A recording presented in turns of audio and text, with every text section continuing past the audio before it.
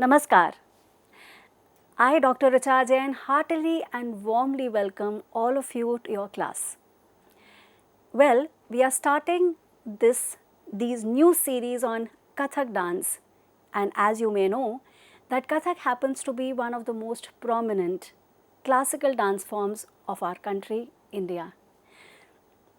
मेरी सफ़र जो कथक का रहा है वो तकरीबन 25 साल का रहा है and I have completed my PhD in Kathak. Also, I am a published author and an independent researcher. I am also an empaneled artist with the Ministry of External Affairs ICCR, Ministry of Culture, and a top grade artist of the Prasar Bharati, Ministry of Information and Broadcasting, Government of India. तो चलिए आज शुरुआत करते हैं इस खूबसूरत नृत्य अर्थात कथक के बारे में जानकारी प्राप्त करने की, और इस सीरीज़ में इसी डांस फॉर्म को हम सीखेंगे और ये जानेंगे कि ये कितनी खूबसूरत साधना भी है. So now let us start understanding this dance form with the help of a power point presentation. तो जैसा कि हम लोग जानते हैं कि हमारे भारत में 8 शास्त्रीय नृत्य हैं. केवल 8 ही मान्यता प्राप्त हैं ministry of culture, government of India की ओर से. तो प्रेजेंटेशन के तौर पर चलते हैं हमारे 8 क्लासिकल डांस फॉर्म्स कौन से हैं. तो सर्वप्रथम आता है Bharatanatyam, which is from the state of Tamil Nadu. The second is Odissi from the state of Orissa. Third is Kuchipudi from the state of Andhra Pradesh. Fourth is Kathakali, which is from the state of Kerala. Then we have Mohiniyattam from the state of Kerala again. And then this beautiful dance form is Manipuri from the state of Manipur. And then of course we have Satriya, which is the latest addition to the list of classical dance forms from the state of Assam. And of course, Kathak, that we are going to be talking about and understanding. तो चलिए चलते हैं इस particular dance form की origin और evolution पर कि ये कैसे आया, किस नाम से ओरिजिनेट हुआ और इसकी एवोल्यूशन क्या रही. So let's start. So the origin and evolution of Kathak. जो कथक था वो शब्द जो है कथा शब्द से निकला, और ये जो होते थे कथाकार होते थे जो कहानियाँ कहते थे रामायण और महाभारत के समय से. In fact Kathak can be traced back to the Vedic times. So when we say these story tellers used to recite the stories from Ramayana, Mahabharata and the Puranas, और इन्हीं को वो एक आसान भाषा में आम लोगों तक पहुंचाया करते थे.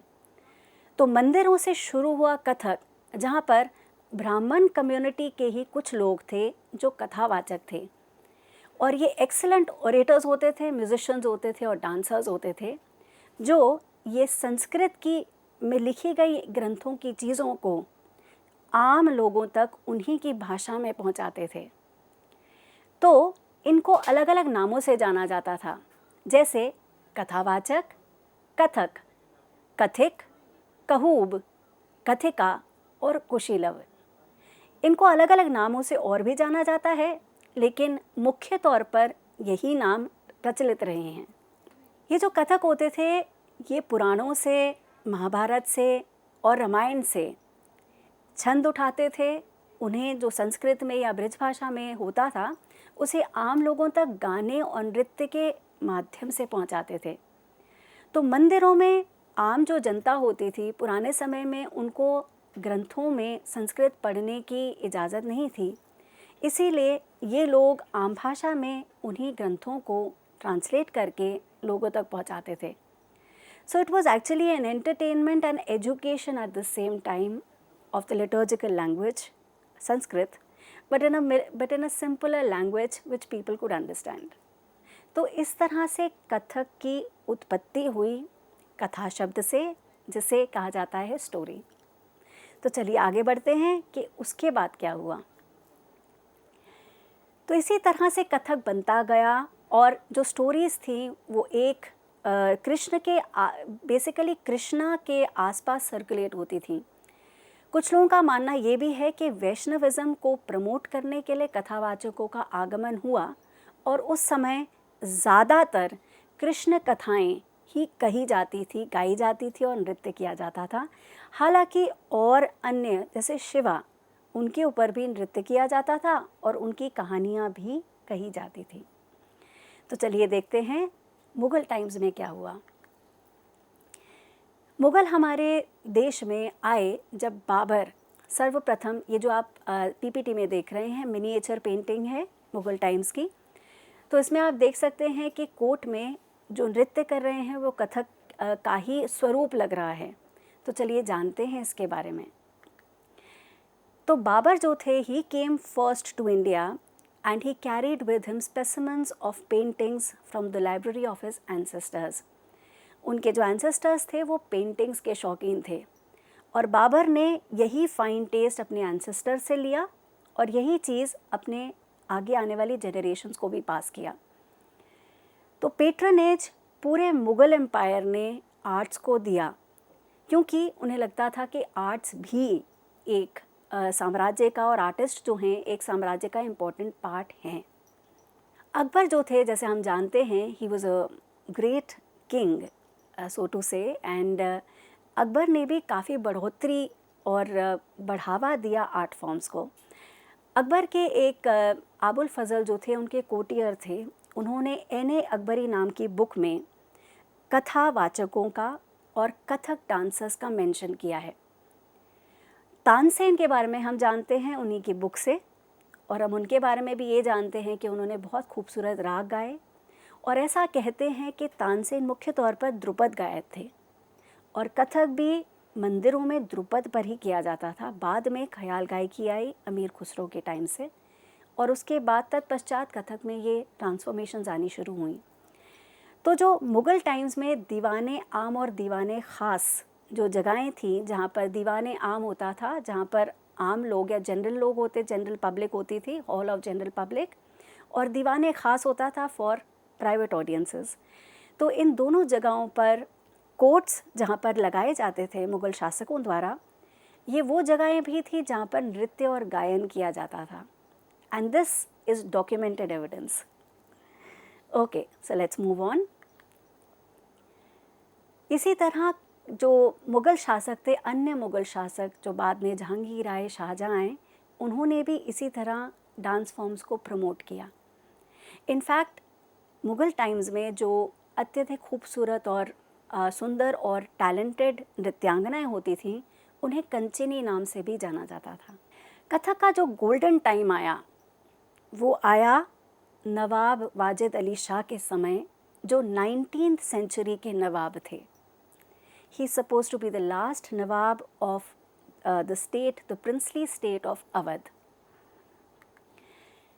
नवाब वाजिद अली शाह जो थे, उनका जन्म 1822 में हुआ और देहांत 1887 में, और वह स्वयं, क्योंकि उनका जो अपब्रिंगिंग था, उन्होंने बहुत बचपन से ही एक आर्ट की तरफ इंक्लिनेशन अपनी दिखाई, और इस आर्ट की इंक्लिनेशन लेते करते करते उनको ट्रेनिंग मिली सबसे अच्छे गुरुओं से, and he himself turned out to be a brilliant dancer, a composer, a poet and a choreographer himself. In fact इससे पहले, इनके समय से पहले, कथक केवल एकल नृत्य था, लेकिन नवाब वाजिद अली शाह के आने पर कथक को ग्रुप प्रेजेंटेशंस का फॉर्मेट मिला। उन्होंने योगदान इसीलिए दिया क्योंकि नवाब वाजिद अली शाह ने डांस बैलेज बनाए, जैसे इंद्र सभा और रहस।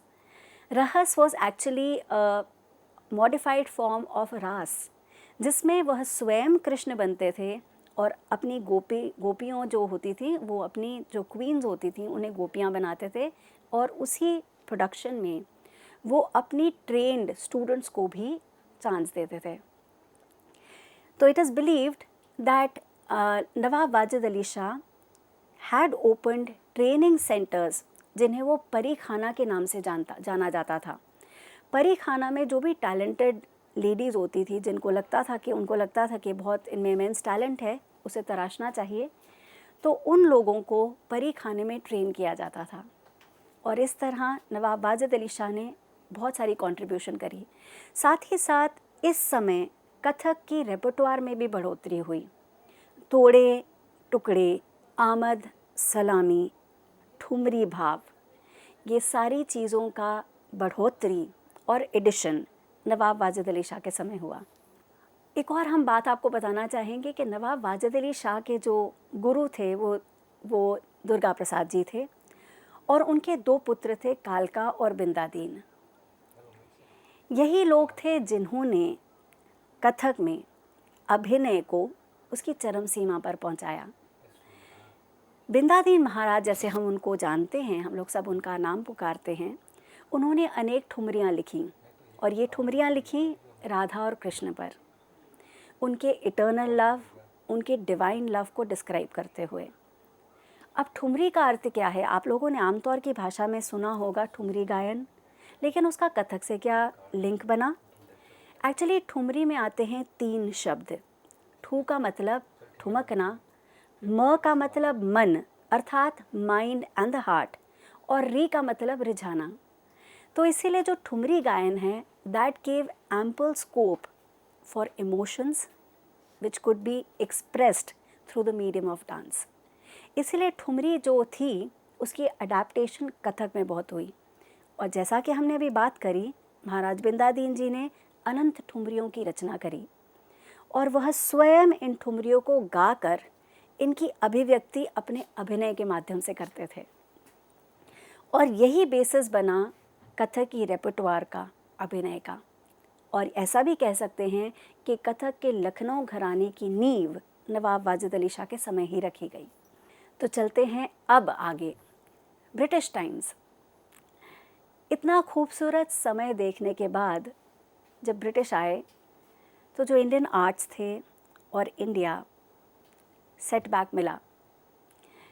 इंडियन आर्ट्स को इसलिए सेटबैक मिला क्योंकि जो ब्रिटिश थे वो नहीं चाहते थे कि हम इस तरह से प्रॉस्पर करें, हमारे आर्ट्स प्रॉस्पर करें, और काफ़ी पाबंदियां लगाई गई, including the anti notch act which was implemented in the late 19th and the 20th century. British ने जब नवाब वाजिद अली शाह अपनी चरम सीमा पे थे तो डॉक्ट्रिन ऑफ लैप्स के अंतर्गत उन्होंने नवाब वाजिद अली शाह के साथ साथ कई और राजाओं के भी राज्य को हड़पा और अपना वर्चस्व स्थापित किया। और इसीलिए जो जितने भी हमारे कलाकार थे, they had to move away from Awadh to centres of Banaras and Calcutta. कमाल की बात यह है कि जब वह जो रेपर्टोयर था कथक का, that had to undergo a change, क्योंकि अब जो कलाकारों की ऑडियंस थी वो नवाब नहीं थे, राजा नहीं थे, मंदिर भी नहीं थे, अब वो ब्रिटिशर्स थे। इसलिए जो गाने की रेपर्टरी थी या जो डांस की रेपर्टरी थी, that had to be transformed. और इसी समय जो सलून्स थे या जो कोठे थे का चलन शुरू हुआ। मैं आपको ये भी बताना चाहूँगी कि though it was a very derogatory term which was being used for the artists, it actually wasn't suppose to be. In fact जितनी भी लेडीज़ गाती थी और नृत्य करती थी, they were one of the most knowledgeable and most dignified of women. जो शब्द मुजरा है उसको हम इस तरह से बयान करेंगे कि मुजरा शब्द एक्चुअली इस समय पर इजाद नहीं हुआ था, वो मंदिरों से कहा जाता था।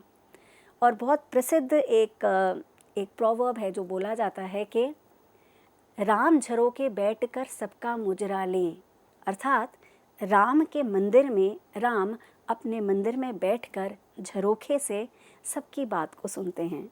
तो राम झरोखे बैठकर सबका मुजरा लें, इसमें मुजरे का अर्थ है सबकी बात सुने। जैसी जाकी चाकरी तैसा ताको दें। तो जिस तरह से उसकी भावना रहेगी, जिस तरह से उसकी साधना रहेगी अपने नृत्य के तौर पर, उसको उसी तरह का फल मिलेगा। तो मुजरे का असली अर्थ ये था, जिसे बाद में ऑफ कोर्स तोड़ा मड़ोड़ा गया। लेकिन यहाँ कहने का तात्पर्य ये है कि इन औरतों ने भी, जिनका नाम हम आज नहीं जानते, इन औरतों ने हमारे आर्ट फॉर्म्स को उस समय बचाया जब ब्रिटिशर्स ने हर तरह की पाबंदी लगा दी थी। एंटी नॉच एक्ट के अंतर्गत they were prohibited to perform in public places. इनके प्रॉपर्टीज़ को सीज़ कर लिया गया और इस कदर आर्ट फॉर्म्स की हानि हुई, लेकिन फिर भी these people continued to pursue and teach these dance forms to the next generation behind closed doors. जब हम आपको बात बता रहे हैं तो most of these dancers, as I mentioned, they were very well read as well. कथावाचकों द्वारा trend थे, कोर्ट डांसर्स के जो मेल डांसर्स थे उनके द्वारा ट्रेंड थे। और आपको जान के बहुत ताज्जुब होगा कि जैसे हम जानते हैं गौहर जान का नाम, she was the first woman to be recorded by HMV in the times of the British. And you'll be surprised to know that she sang in 10 languages, including English, Persian, and other languages, and French as well. So they were very learned women, and we have to thank them because in those times as well, they were able to preserve our rich cultural heritage and pass it on to the next generation. चलिए आगे चलते हैं। अब post independence के time में जब हमारा भारत आज़ाद हुआ, उसी के साथ साथ आज़ादी मिली हमारे आर्ट फॉर्म्स को, और वो आर्ट फॉर्म्स अपनी चरम सीमा पर पहुँचे। कथक एक को वापस अपनी जो रिस्पेक्ट थी वो वापस मिली, and Kathak turned out to be one of the most important and most prominent dance forms of our country. तो कथक में काफ़ी चेंजेस भी आए, और उसी के साथ साथ जब कथक को एक दर्जा मिला क्लासिकल डांस फॉर्म का, तो हमारी गवर्नमेंट ऑफ इंडिया ने भी उसे सपोर्ट किया। जैसा कि आजकल हम जानते हैं कि हमारी ministry of culture programmes hold करती है free of cost to promote the classical dance and music forms. हमारी मिनिस्ट्री ऑफ कल्चर जो है, ministry of external affairs ICCR जो है, उसके डिफरेंट सेंटर्स हैं in India and abroad where dance forms, classical dance and music forms are taught and cultural festivals are held for people to see.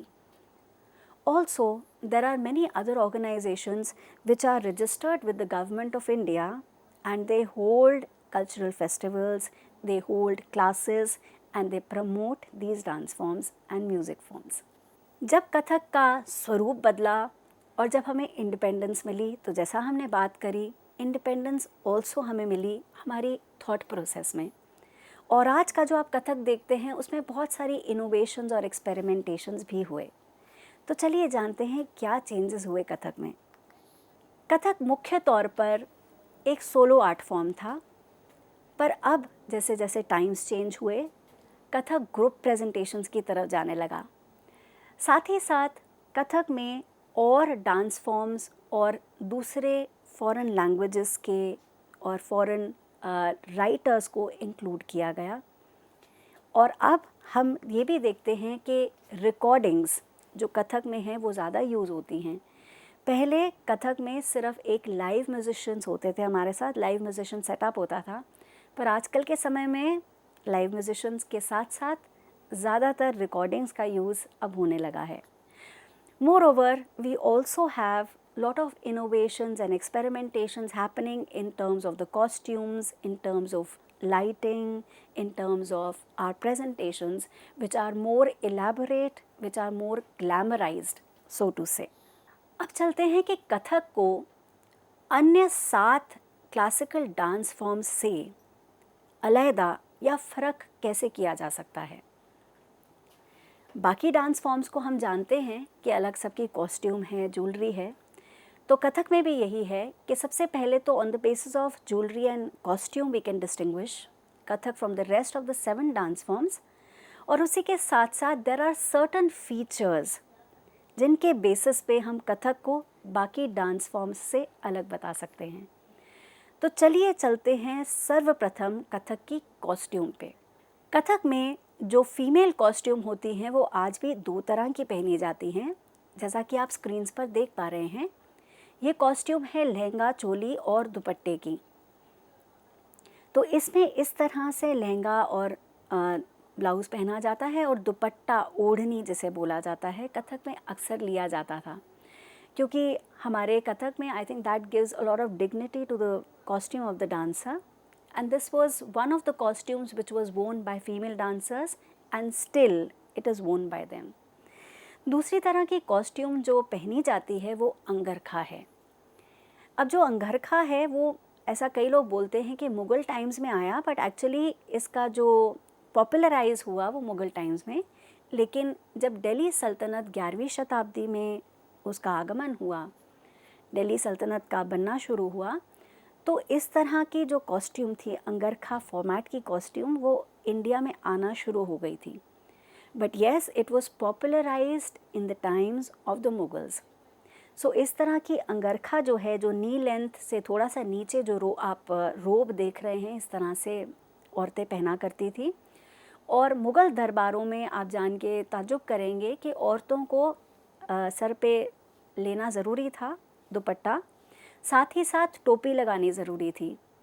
तो जो भी नर्तक डांस करता था किंग के आगे, राजा के आगे, उसका सर ढका होना चाहिए था, वही अदब माना जाता था, और उसके बगैर उसको अच्छा नहीं बिल्कुल माना जाता था। तो इसीलिए औरतों को सर ढका जाता था एंड टोपी पहनी जाती थी। तो आप अगर कभी भी आप पुरानी मूवीज़ देखें तो आप देखेंगे जो डांसर्स, कोर्ट डांसर्स हैं, they have covered their head and they are wearing a cap, टोपी पहनी हुई है, एक पर्टिकुलर तरह की टोपी पहनी हुई है। तो इस तरह की कॉस्ट्यूम कथक की होती रही है। एक हमारा लहंगा जो हमने पीछे की स्लाइड में देखा, दूसरा अंगरखा जैसा आप स्लाइड में देख पा रहे हैं।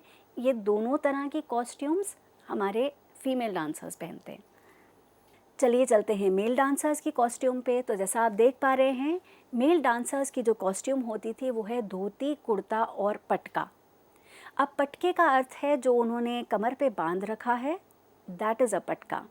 Now as you can see, this particular type of costume was worn by the temple dancers. तो मुग़ल दरबारों में आने से पहले जो नर्तक, जैसे हमने बात करी कथावाचकों की, तो वो कथावाचक इसी तरह की कॉस्ट्यूम पहनते थे। और आज भी अयोध्या में जो कथावाचक हैं, जो इस तरह की कथावाचन करके कथक को प्रमोट कर रहे हैं, उसी पर्टिकुलर फॉर्मेट को, वो आज भी धोती कुर्ता और पटके में ही आपको दिखाई देंगे। वो अंगरखा नहीं पहनते, वो धोती कुर्ता पहनते हैं। तो पटके का अर्थ मैंने आपको जैसे समझाया, कमर पे बंधा हुआ पटका, दैट इज़ कमर पे बंधे हुआ दुपट्टा, जिसे हम पटका बोलते हैं। इसके साथ साथ मेल डांसर्स जनरली एक टीका लगाते हैं जो माथे पर रहता है, और उनकी जो ज्वेलरी, जो मेकअप होता है वो ज़्यादा नहीं है, बट टीका ज़रूर लगाया जाता है माथे पर।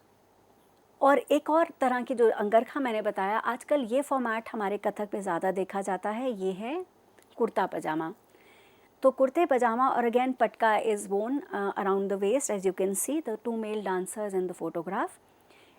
तो इस तरह का कुर्ता पजामा का चलन आज ज़्यादातर देखा जाता है। अंगरखा पहनने का चलन मेल डांसर्स का अब नहीं है। तो किसी टाइम में अंगरखे पहने जाते थे मुग़ल कोर्ट्स में, बट वो ट्रांसफॉर्म होते होते होते होते आजकल के समय में kurta pyjama is the most popular male costume which you will be seeing in most of the dance performances. So let's now move on to the jewelry of Kathak. Kathak की ज्वेलरी बहुत खूबसूरत होती है, और जैसा आप अपनी स्क्रीन पर देख पा रहे हैं, हम पहनते हैं earrings and the neck piece. Neck piece generally लंबा और छोटा दोनों पहना जाता है, चोकर भी पहनते हैं और लंबा भी पहनते हैं, जैसा आप स्क्रीन पर देख पा रहे हैं। फिर पहना जाता है मांग टीका। अब मांग टीका पहनने का जो चलन था, ये कथक में हमेशा से रहा है, क्योंकि it gives a very beautiful look to the face, और बीच की मांग में पहना जाता है। साथ ही साथ कथक की बहुत इम्पोर्टेंट ज्वेलरी होती है, जो ये तो खैर हेयर बन है, जो हमारे बालों को बांधा जाता है so that the hair looks nice. And then we have the bangles, of course we wear the bangles, and then of course the ghungroos. और घुंघरुओं के साथ साथ हमारी कथक की एक और बहुत इम्पॉर्टेंट ज्वेलरी होती है, वो है पांसा, विच इज़ द माथे के साइड में पहना जाता है। अगर आपने देखा होगा तो पांसा जो होता है, जैसे झूमर भी बोला जाता है, वो इसीलिए पहना जाता है क्योंकि जो मुस्लिम औरतें होती थी वो बीच की नहीं, साइड की मांग निकालती थी। तो इसीलिए साइड की मांग ना दिखे, इसीलिए उसे कवर किया जाता था पांसे से. So that was a very beautiful form of jewellery which was worn by the women back then, and it also became a part of the Kathak costume. सो कई बार आप हमारे कथक में कॉस्ट्यूम्स में देखेंगे कि जो डांसर है उन्होंने मांग टीका भी लगाया है और पासा भी पहना हुआ है. So that is a typical Kathak jewellery. And ghungroos, of course, ghungru is the most decorative and rather I will say the most beautiful part of a dancer's costume. So let's move on to the elements of Kathak या कथक के features क्या हैं. तो basic features क्या हैं कथक के. ऐसा क्या है कथक में जो बाकी डांस फॉर्म्स में नहीं होता. तो सर्वप्रथम हम बात करते हैं फुटवर्क की. अब ये एक बड़ा इम्पॉर्टेंट क्वेश्चन सबके मन में आता है कि जो पैरों का संचालन है, जो पद संचालन है या फुटवर्क है, ये तो हर डांस में किया जाता है. आफ्टर ऑल जब आप डांस करेंगे तो आप अपने पैर तो मूव करेंगे, तो फिर एक कथक में फुटवर्क ही की बात क्यों की जाती है. तो वो इसीलिए की जाती है क्योंकि कथक एकमात्र ऐसा क्लासिकल डांस फॉर्म है जिसमें फुटवर्क या तत्कार का सेगमेंट ही अलग होता है. बाकी डांस फॉर्म्स में हाथ और पैरों को हाथ के साथ संचालित किया जाता है, लेकिन कथक में तत्कार के माध्यम से, जिसे हम आमतौर पर फुटवर्क के माध्यम से समझ पाते हैं, उसका खास सेगमेंट है. अब ये क्यों है? इसीलिए क्योंकि फुटवर्क या तत्कार में हम पैरों का अलग अलग प्रयोग करते हैं, पैरों के अलग अलग पार्ट को अलग अलग तरीके से मारते हैं और अपने घुंघरुओं से अलग अलग साउंड निकालते हैं. यही कथक की एक बहुत इम्पॉर्टेंट फीचर है जो उसे बाकी डांस फॉर्म्स से अलग करता है. दूसरा बहुत इम्पॉर्टेंट फीचर कथक का ये है कि कथक में हम लगाते हैं चक्कर, जिन्हें स्पिन या भ्रमरी बोला जाता है. आप जानकर ताज्जुब करेंगे कि ये जो शब्द भ्रमरी है, ये हमारे ग्रंथों में कई जगह मेंशन किया गया है. इनफैक्ट हमारे जैन स्क्रिप्चर्स में भ्रमरियों के कई प्रकार बताए गए हैं, जैसे चक्र भ्रमरी, इस तरह की भ्रमरी, विपरीत भ्रमरी, इस तरह की कई भ्रमरियों का अर्थात चक्रों का मेंशन किया गया है जैन ग्रंथों में. I am talking about the 6th and the 7th century back then. तो भ्रमरी का चलन रहा है और यही भ्रमरी का चलन हमारे कथक में था. लेकिन ये शब्द चेंज होके चक्कर में तब आया जब चक्कर सक्सेशन में काटे जाने लगे मुगल एरा के टाइम में. भ्रमरी का अर्थ था सिर्फ एक आध चक्कर, लेकिन चक्कर एक आध स्पिन, पर चक्कर का अर्थ है सक्सेशन में जब हम काटते हैं. और इसका हमें कहाँ से मिला? क्योंकि जब हमारे इंडिया में मुस्लिम्स आए उस समय वो अपने साथ सूफ़ी डर्विशेस को लेकर आए. तो जो सूफ़ीज़म के जो संत होते थे वो जनरली चक्कर काटते थे और उसी में लीन होते थे, एक्सटेसी प्राप्त करते थे, और वहीं से वो चीज़ कथक में इनकॉर्पोरेट हुई. तो चक्करों का चलन, सक्सेशन में चक्करों का चलन सूफ़ी डर्विशेस से आया. और तीसरा इम्पॉर्टेंट फीचर कथक का ये है कि कथक में हमेशा स्टैंडिंग पोजीशन में खड़ा हुआ जाता है, ना कि नी बेंड्स में. तो चलिए जानते हैं इन पर्टिकुलर 3 चीज़ों की जब अभिव्यक्ति की जाती है तो वो कैसी दिखती हैं. तो जो तत्कार है, जैसा आप देख पा रहे हैं, कथक में पैरों का अलग अलग रख रखाव होता है. इस समय मैंने पैरों को एक पैर को दूसरे पैर के पीछे रखा हुआ है, और जैसे जैसे अब हम सीखते जाएंगे फुटवर्क के अलग अलग पैटर्न्स मैं आपको बताती जाऊंगी. तो इस तरह से फुटवर्क, पैर का रख रखाव अलग अलग तरीके से किया जाता है और अलग अलग साउंड पैटर्न्स या रादर रिदम पैटर्न्स निकाले जाते हैं. दूसरा हो गया चक्कर अर्थात स्पिन्स. तो चक्करों में ये तो खैर हम टेढ़ा चक्कर ले रहे हैं, पर सीधा चक्कर भी लिया जाता है, एक पैर से चक्कर लिया जाता है, 5 पैर के चक्कर, 4 पैर के, 3 पैर के, 2 पैर के, 1 पैर के. तो अलग अलग तरीके की भ्रमरियाँ अर्थात चक्करों का प्रयोग केवल और केवल कथक में है. और तीसरा हम बात करते हैं, कथक हमेशा स्टैंडिंग पोजीशन में किया जाता है, अर्थात कभी भी हम नी बेंड्स आउटवर्ड्स नहीं करेंगे. कथक में नीज़ को हमेशा स्ट्रेट रखा जाता है और पोस्चर हमेशा, जैसा आप देख पा रहे हैं स्क्रीन पे, सीधा रखा गया है. तो ये 3 फीचर्स हैं कथक के जो कथक को बाकी डांस फॉर्म्स से अलग करते हैं। अब जानते हैं इंस्ट्रूमेंट्स इन कथक, क्योंकि किसी भी नृत्य के लिए ज़रूरी है कि कौन से इंस्ट्रूमेंट्स बजाए जा रहे हैं। तो चलिए जानते हैं ऐसे कौन से इंस्ट्रूमेंट्स हैं जो कथक में यूज़ होते हैं। सर्वप्रथम आया हमारा हारमोनियम, जिस पे हम देते हैं लहरा। अब लहरे का अर्थ है 16 बीट या जो भी हमने ताल ली है उसमें बंधा हुआ एक म्यूज़िक कॉम्पोजिशन, जिसके ऊपर पूरा कथक का रेपर्टवार नाचा जाता है या नृत्य किया जाता है। तो हारमोनियम यूज़ होता है specifically to play the lehra और the nagma. Also harmonium is used for vocal accompaniment and playing other portions of the abhinaya. For example, अगर मैं भजन नाच रही हूँ या मैं गज़ल नाच रही हूँ या मैं ठुमरी नाच रही हूँ, तो जो वोकलिस्ट है वो हमारा साथ हारमोनियम के माध्यम से अपने वोकल रेंडिशन से दे रहे हैं। तो harmonium plays an important role in Kathak. The next instrument, percussion instrument, rather the most important instrument in Kathak is tabla. जैसा आप देख पा रहे हैं तबले में हम सभी जानते हैं दायां और बायां होता है।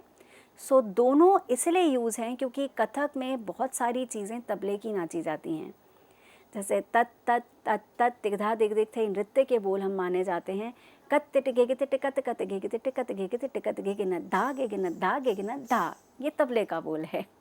तो इस तरह से तबले की और इन सब चीज़ों की डिस्टिंक्शन है।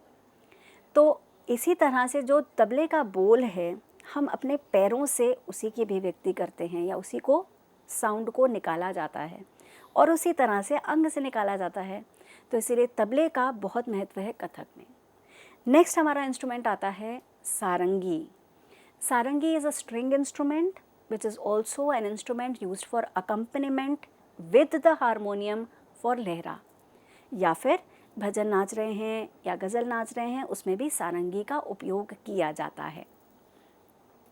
इसी के साथ साथ होता है सितार, जिसे सहतार बोला जाता था, but of course now we call it sitar, और सितार भी अकम्पनीमेंट के लिए यूज़ किया जाता है। अब चलते हैं हमारे नेक्स्ट पे, ये है पखावज। अब कई लोग इसको समझेंगे ये ढोलक है, पर मैं आपको ये बताऊं कि pakhawaj happens to be one of the most ancient instruments, rather one of the most ancient percussion instruments, जिसका जिक्र मृदंग के तौर पर हमारे ग्रंथों और पुराणों में किया गया है। ऐसा मानते हैं कि जो गुणी गंधर्व थे वो पखावज बजाते थे, तबला नहीं। तबला जो था वो दिल्ली सल्तनत के समय आया, अमीर खुसरो के समय तबले का चलन हुआ, लेकिन उससे पुराने समय में जब हम टेम्पल्स में कथावाचकों की बात करते हैं, नृत्य की बात करते हैं या वेदों पुराणों की बात करते हैं, तो उस समय पखावज बजाई जाती थी।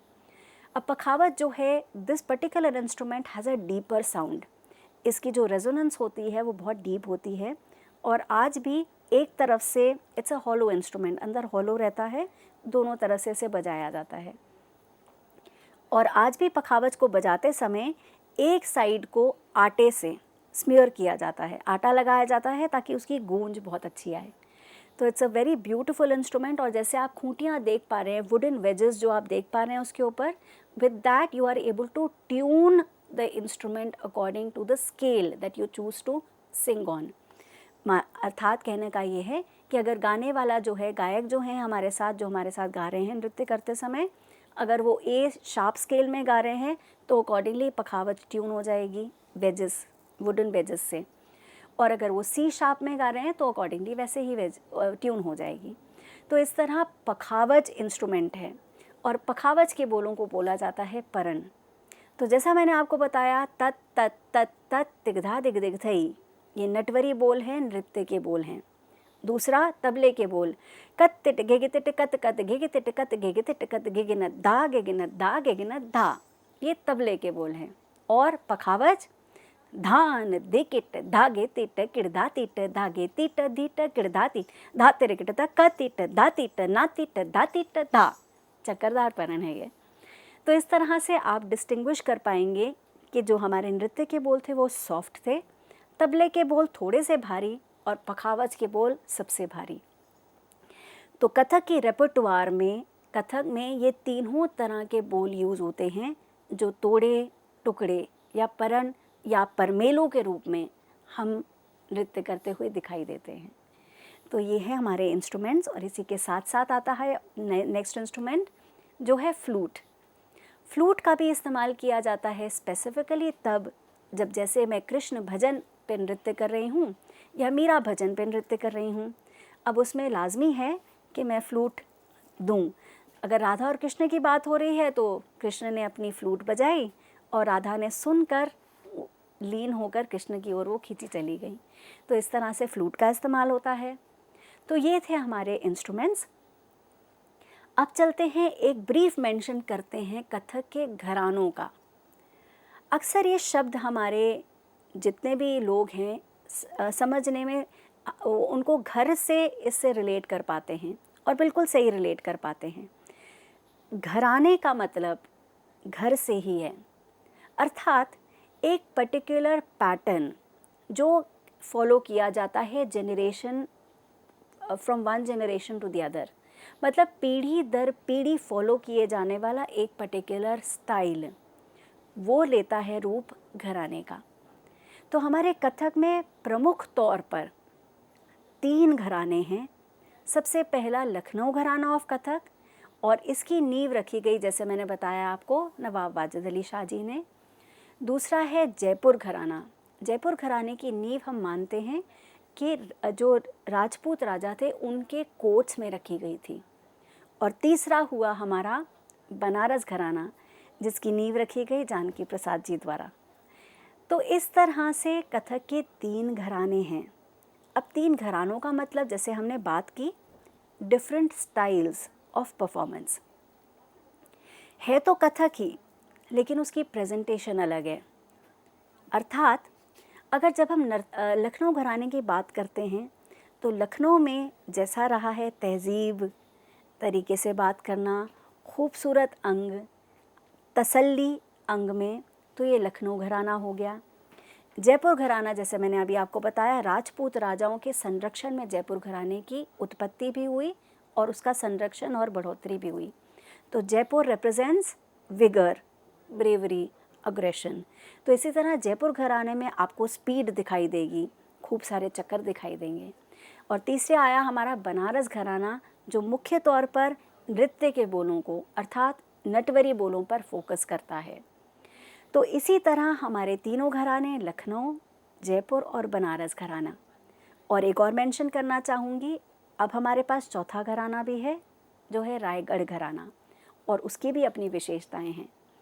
तो ये हुई हमारे कथक के बारे में ओरिजिन, एवोल्यूशन और एक ब्रीफ ऑफ कथक।